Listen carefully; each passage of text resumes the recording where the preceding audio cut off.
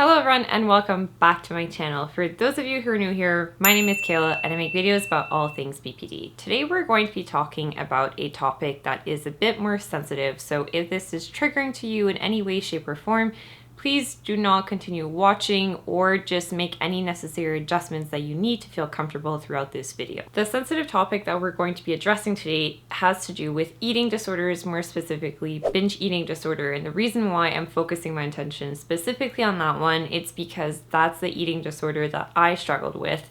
And with BPD, we also have issues with impulse control, and so it goes hand in hand with this specific eating disorder. First things first, let's define what binge eating disorder is. So BED, or binge eating disorder, is actually the newest eating disorder formally recognized within the DSM, and this is an eating disorder characterized by recurring episodes of eating large amounts of foods, and usually we see eating to the point of physical discomfort and within a short period of time. There's also a feeling of loss of control during the binging episodes, as well as a aftermath of feelings of distress, guilt, and shame. More specifically, the binges need to occur at least once a week for a minimum period of 3 months or more, and it's also important to note that binge eating is not associated with the recurrent use of inappropriate behaviors such as purging that we do see in those with bulimia. Bulimia? Yeah. Okay, now that we understand what BED is, let's talk about it in relation to BPD.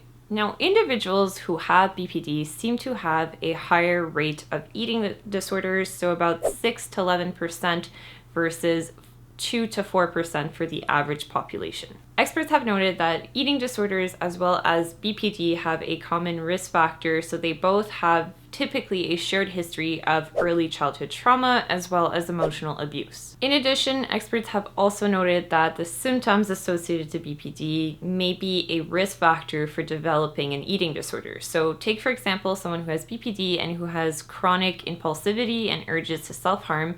Well, they may develop a problematic eating disorder. And as always, I'll link all of the scientific research that I consulted in the show notes down below for those who are curious to get more information about eating disorders and BPD. Now, the whole reason that I'm making this video is because I can relate. I started binge eating in 2018 and I have been struggling with it periodically ever since. Now, for me, the binges never occurred when I was in crisis, and when I first started doing it, it seemed to just happen out of the blue randomly and for no apparent reason. As I had just mentioned, binging for me is not something that I do when I am in crisis. It's not something that I consciously go out of my way to self-punish myself when I spiral or when I act out of line with my values.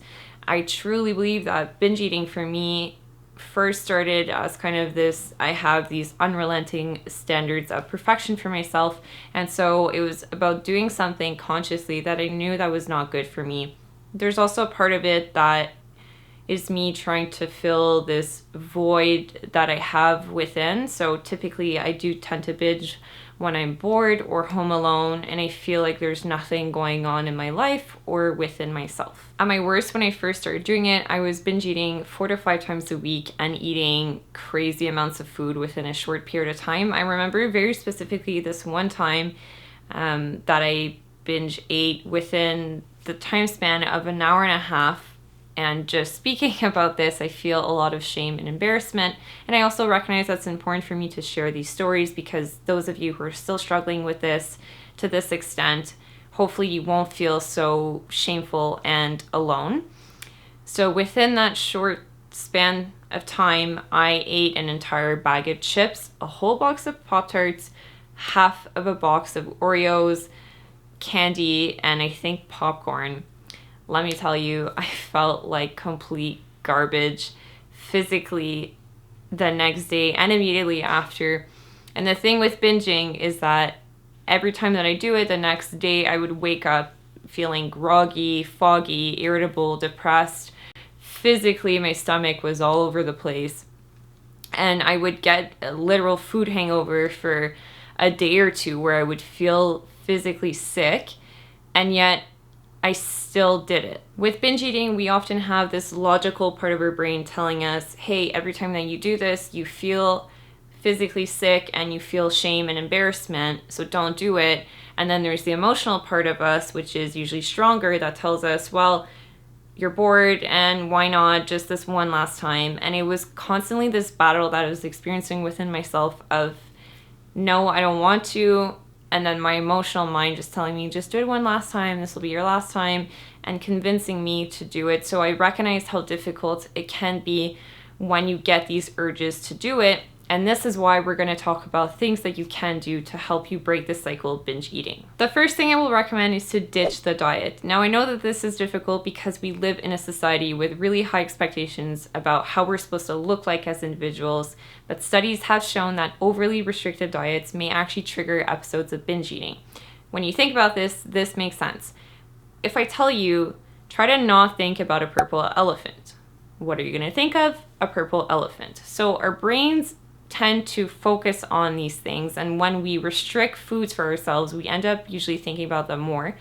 Also, when you're very restrictive, you don't have enough calories, which means that you're hungry, and when you're hungry, you're not able to reason with yourself as much, and you might end up binging more. The second thing, which is kind of in line with the first, is to avoid skipping meals. I'm not saying that this is the ideal recipe for everyone. I recognize that some people do intermittent fasting, and that is a recipe that works well for them, and they're content with that.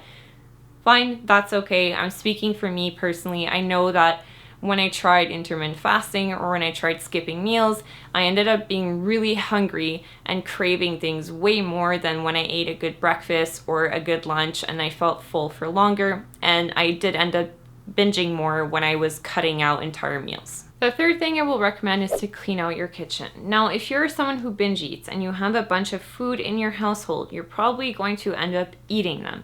James Clear, who wrote Atomic Habits, says that we should not necessarily focus on our goals, but rather on our systems. Because if we set up a system in our household that doesn't include keeping junk in the house and that requires us to get in our car and physically drive somewhere to buy things to binge on, then it makes it that much more difficult to achieve our goals. If your goal is to stop binge eating, but your system is crooked and you have a bunch of crappy food in your household, it's going to be very difficult to achieve that specific thing that you're setting out to do. Another thing you can do is to try to identify emotional triggers. So try to figure out which emotions push this desire to binge eat. Is it frustration, boredom, sadness? Is it out when you're celebrating with friends? If you can identify what flips the switch for you, you can later use this as a warning sign for future binges. Now, all these things are great in practice, but you might be wondering, what if I already started binge eating? What can I do at that specific moment? So the first thing you can do is to distract yourself, and that means getting yourself physically and mentally away from food.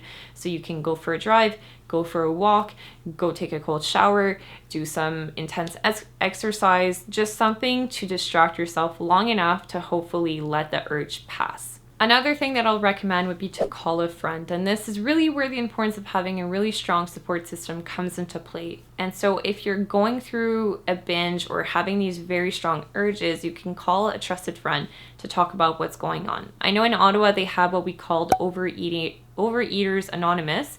It's similar to AA, where individuals will meet in group settings to talk about this addiction to food that they have. So if that's something that feels right to you, you can check it out and maybe attend those group settings. You could maybe find a sponsor to call when you're going through those difficult motions. Another thing you can do would be to just stop your binge if you can for 2 seconds and write out a pros and cons list and write all of the things that are bad about binge eating. So how you're gonna feel shame, how you're gonna feel guilt and embarrassment, and you're gonna feel physically sick the next day. And hopefully that can help calm you down long enough so the urge at least slows down a little bit. You can then hang that up on your fridge or around your kitchen so that every time you go into those areas, those problematic or triggering spaces in your household, you can at least have a daily reminder of, here are all the negative things associated to the binge eating. The last thing you can do if a binge episode has already begun would be to simply practice mindfulness. Now, instead of just inhaling everything, try to at least slow down. I'm not saying to stop eating altogether, but just slow it down and really pay attention to every bite that you're taking, how it feels, how your stomach feels, and just being more mindful of our body during the binges might help to decrease the frequency of things that we're ingesting or the length of time that the binge episode actually lasts. Now, trust me, I know that all these tricks and tips are great in practice, and I have been recommended thousands of things by different people, by my therapist, and I still struggle with binge eating. Now, a book, though, that really helped me shift my perspective on binge eating, it's called Binge Over Brain by Katherine Hansen. I'll just link the Amazon link in the show notes down below. But what this book really talks about, it talks about the reptilian part of our brain, so the more animalistic part of our brain, that provides us with these urges to binge.